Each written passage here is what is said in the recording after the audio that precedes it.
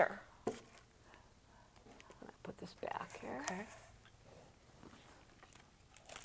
So what are the props in the Mexican book? What comes in the box? So in the tortilla bag is the book and the oven mitt that you are wearing. It is kid-friendly, but can fit some petite ladies. Or big, yeah, not that petite. Well, so we introduce them to the map as well. And then here are some of the recipes. There's the kids again. Yes, our handstand kids. And so everything from a basic farmer's market chips and salsa, we're bringing in, we're doing a salsa with mango. So we're just introducing other ingredients, keeping it simple, but kind of putting a healthy focus on it. And the whole enchilada is one of my favorite. Again, with the healthier focus, you have a soup and a salad. And the cross-cultural. And then the desserts, let's not. Yes. Oh, Mexican hot chocolate. Yes. It's fabulous. That is supposed to be good. Yeah, I've never had that. And then you get an introduction to the language as well. And different, some of the same, but some different utensils as well. Right. And how food happens in the home? This is an introduction by Aaron Sanchez, who's a chef on the Food Network, and he has restaurants in New York. Mexican restaurants, so he's well known. He's from Mexico. Oh, that's very nice. That's interesting. Yes. And what else? Let me see. Again, the recipe levels in this book, it's based on avocados, so you can see in each recipe as you go that each one is leveled, so you know what you're getting into before you start. Who did the illustrations? They're just adorable. Her name is Kim DeRose. She is a UCLA graduate like myself. And myself. Yes, and she's based in New York. She's a very gifted illustrator. How did you hook up with her? She actually married one of my best friends from UCLA, and I met her through him. Yeah. Because that adds a lot. Very cleverly done. For sure. There's meatballs. And my soup. And then the name of the soup, meatball soup, is albondigas. Okay. Yes. So you get to see them in some cultural scenes as well. Here they're at a fiesta. And then third section, they're playing, in Spanish we call it football. We know it better as soccer. We have a mariachi band. So it's really building that connection through food. Well, stay with me, folks, because we have another book and some more questions for Yvette Garfield. And we'll be back in just a moment. And time to get a snack because the next cookbook will make you hungry. It's the Chinese cookbook, is it not? Okay, great. We'll see you in a few moments.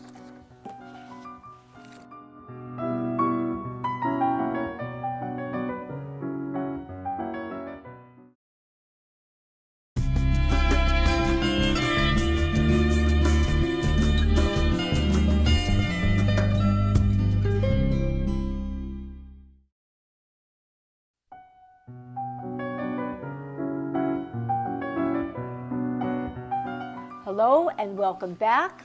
It's Karen Foley with Authors Night, and we're here with Yvette Garfield and her third cookbook, which is the Chinese food. Yes, and it comes in a big takeout box with chopsticks, and it is a challenge to kind of remain authentic and then also to make it kid-friendly. So we made sure that all the ingredients were available in markets across the country, in mainstream markets. So. But we do kind of introduce other ingredients as well.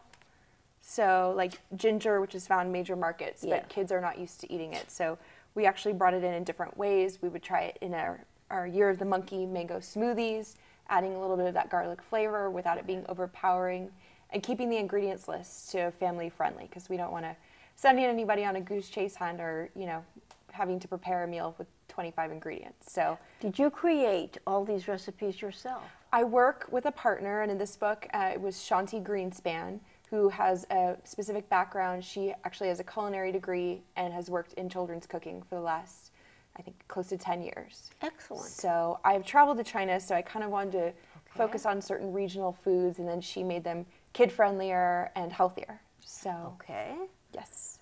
So what kind of food? Oh, this is good. So I'll take you through. We introduce kids to Mandarin, and we do the characters and the phonetics so they can get a little introduction. And the recipes are leveled again. In this book, it's on chopsticks, so you'll see as you go. And our intro is by Ming Tsai, who is a world-renowned Chinese chef. And the ingredients, or the recipes, we start with a belly full of beef and broccoli, which all kids love. And we keep the ingredients to under 10, 12 different ones, depending on the level. This is a level 3. A level 2, we do the Great Wall of chicken lettuce wraps. Okay. So they get to see a cultural scene, follow, and the younger kids actually, I've heard, like the book read to them at night, because it does have the dialogue bubbles as well as the little side notes from the characters. Springalicious rolls, we offer a baked version. Yes. And then each recipe does have the alternative.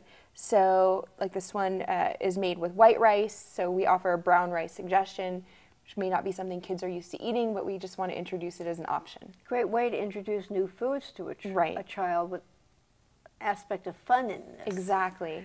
And so from doing the books, we've gotten a lot of requests for cooking classes, and that's sort of where we've bridged into doing classes throughout LA and bringing in new foods. And when there's peer pressure, they're more likely to try new things. So we get one good eater in the class, and that kind of gets at least the kids to taste and try new foods.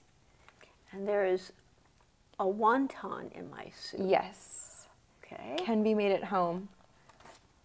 And this is where we teach kids in the Nuts for Peanut Salad on how to properly use the chopsticks that they will be getting. They're kid-friendly size, and we kind of walk them through the steps of how to use it.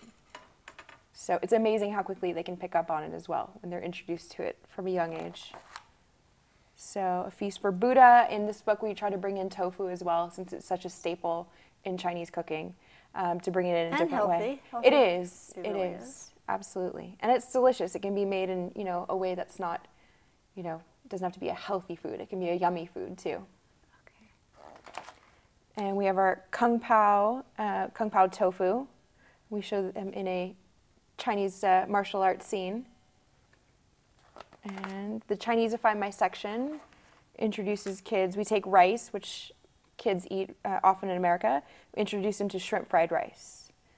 So we try to pack in a lot of veggies, and then we also, kind of build a connection with pizza, because every kid will eat pizza. Absolutely. And here they are. We take spaghetti and turn it into chow mein, the long life noodles, which is had in. Well, they say that's where it came from. Yes, it sure is. And popcorn, we just did this at a big Chinese party. popcorn? Yes, super simple. Can be made with toasted sesame oil, black sesame seeds, and soy sauce. It's a great after-school snack. It's healthy. And I think kids of this generation are not used to seeing an actual popcorn popper, which you can get at Target for $20, but it's very exciting. It can be done outside of the microwave, so it's a much healthier way to do it. Okay. And our desserts, we did the Emperor's favorite treat, which is the chocolate noodle clusters. And here we're featuring a new charity that we were working with, which is Nothing But Nets, to prevent the spread of malaria through these nets, which cost $10. And you can go to their website, nothingbutnets.net. And we also did a fundraiser for them, where if you purchase through our website, and I think there was a code word to enter in nets, where 20% of the profits went to them.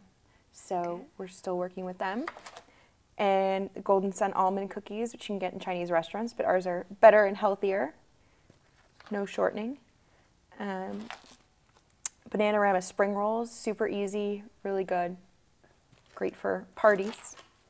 And Year of the Monkey mango smoothies. So, we're just bringing in new ingredients, using soy milk in a smoothie. If the kid doesn't want to drink straight soy milk, this is a great way to bring it in.